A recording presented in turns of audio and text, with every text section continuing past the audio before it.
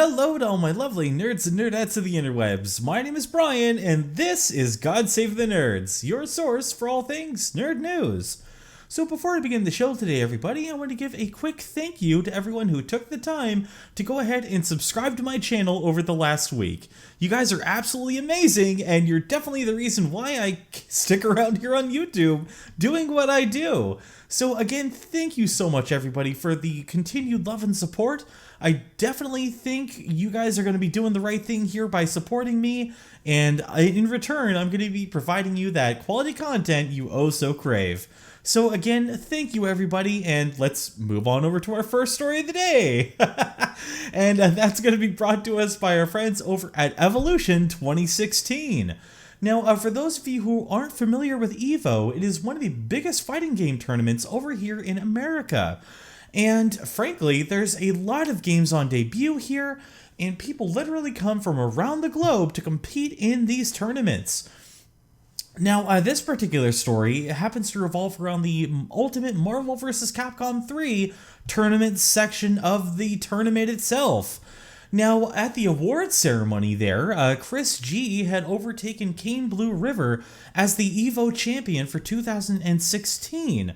Now, as a result of his crowning, a fan had literally slipped from the crowd underneath the radar of security and onto the main stage while the award ceremony was in progress to attempt to not only get onto the stage and be seen by hundreds of thousands of people on stream, but to challenge the champ himself to a fucking match.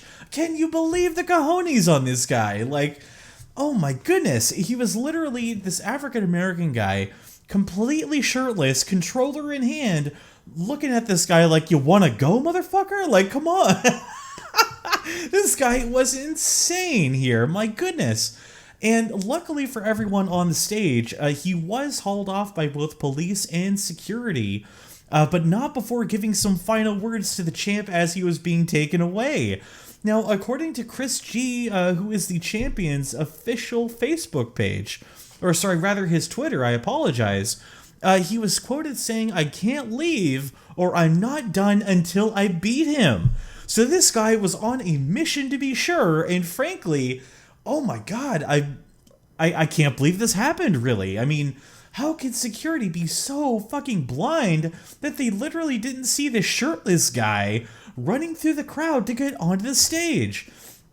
I mean, the guy had to be drunk or something. I mean, just Jesus H. Christ, how do you miss something like that? So, I mean, definitely Evo's going to need to step up their security game, at least for the Marvel community here, going forward. And frankly, at the end of the day, I'm just glad everyone was safe and sound and no one was injured. And this guy, my goodness, he just needs to cool off and maybe enter the tournament next year to take down Chris G in the official manner.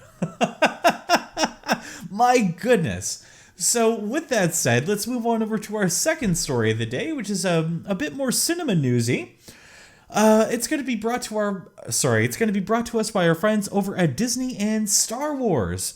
Now, with the most recent Star Wars movies, we've seen a bit of a pattern here as far as like the passage of time. Now, in between Star Wars movies, typically it's a rule of thumb to have a bit of a time skip. So, you know, a few years in between each movie as far as the actual timeline of the lore is concerned.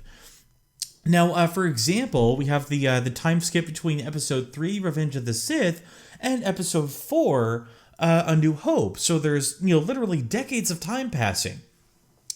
Now, the most recent addition to the Star Wars franchise, Episode 8, which is currently in production, is literally going to throw this concept out the window and start from the ending of Episode 7. So, frankly, this is incredible, and I'm like, wow! As a Star Wars fan, I can actually appreciate this quite heavily, because I don't really like to kind of wonder, I wonder what happened here, and what led up to this point. True, it takes away from future sequels, like for example what they're doing with Rogue One, you know, to kind of fill in the gaps between Episode 3 and 4, but, you know, again, still, it's a great idea, frankly, from the director Rian Johnson here to go with this route. And I'm really glad that this is happening, honestly. This is literally going to be the first Star Wars movie in history to ever accomplish this. Now, this was at one point a rumor, and it has been recently confirmed by, again, Rian Johnson himself. He was interviewed at Star Wars Celebration Europe and quoted saying that this was, in fact, going to be a thing.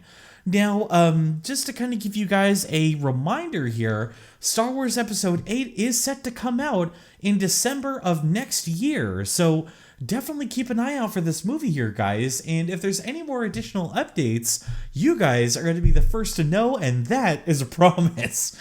Oh yeah. So let's move on over to our next story of the day, which is going to come from, again, Star Wars Celebration Europe here. Now, during a panel that was held at Star Wars Celebration Europe, it was announced that Alden Ehrenreich is going to be playing the next Han Solo in Han Solo's new Solo picture, pun intended. So yeah, this is absolutely incredible news. He seems to be a great actor. His most recent role was as the cowboy character in Hail Caesar, and he actually did a pretty good job. I saw the movie myself and actually saw that he did fairly well in his role. So I'm really interested to see what this guy is going to be doing here with the character and how he's going to be portraying him and what kind of a flair he's going to put on the oh-so-great smuggler that we've all come to know and love here. Now, just to kind of give you guys an idea as to the casting process here, Alden was quoted saying that the casting process did take about 6 months to complete and that there was a lot of screen checks involved. So he spent a lot of time in the Millennium Falcon, I'll tell you that. So yeah, he's been putting in a lot of work, and definitely it's a job well done to him, and certainly an honor that he is quite deserving of, that is for sure. Now, oh my goodness, in addition to him being the new Han Solo here, it was mentioned that thousands of actors had applied for this role, and to no surprise here, frankly. I mean, come on, it's Han Solo, right? So yeah, all the more reason to give this guy as much kudos as possible, and I have a lot of faith in his acting ability, and I really hope he does well in this coming feature. So yeah, definitely kudos to you, Alden, and I really hope you do well, buddy. My goodness. Now, let's move on over to our last story of the day, guys, which is going to come to us from our friends over at Star Trek. So yes, folks, there is a new Star Trek series in the works, and it will literally be the first one since the end of Enterprise in 2005. And who else should get rights to this bad boy? Netflix, of course. Yes, Netflix is going to be getting the rights to the new Star Trek franchise, so that is where we're going to be streaming it from. It's going to be turning into the next Orange is the New Black, but for us nerds, right? My goodness. So yes, Netflix recently signed a deal with CBS Studios, who is the production company responsible for bringing us this new addition to Star Trek here. And not only are they getting the US domestic rights, but they're also getting everything. They're getting the rights world fucking wide, folks. Yes. So Europe, Canada, Middle East, everywhere. They're literally getting it all. And in addition to the new show, Netflix is also getting the rights to all of the old episodes of Star Trek that we've all grown up with, from the original all the way up to Enterprise. And that is set to debut as late as later this year, frankly, so probably holiday season here. We should be expecting to see a lot more Star Trek on Netflix. Now, production for the new franchise, the new addition to the franchise here, is going to begin in September, and it will be debuting in January of next year. So definitely keep your eyes open for that, guys. And if I see anything new regarding this thing, you guys, again, are going to be the first to know, because I know you deserve that quality.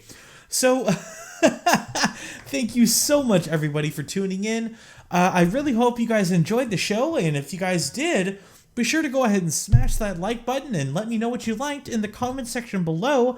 And if you guys have any suggestions for future stories, be sure to go ahead and leave those in the comment section below as well. You know, I'm interested to see what you guys want to have covered and what you guys like and what you don't, so I can improve the quality of the show that much more for the future going forward. So again, thank you everybody for tuning in, and I really hope you learned something. My name is Brian, this has been God Save the Nerds, and I'm signing out until next week.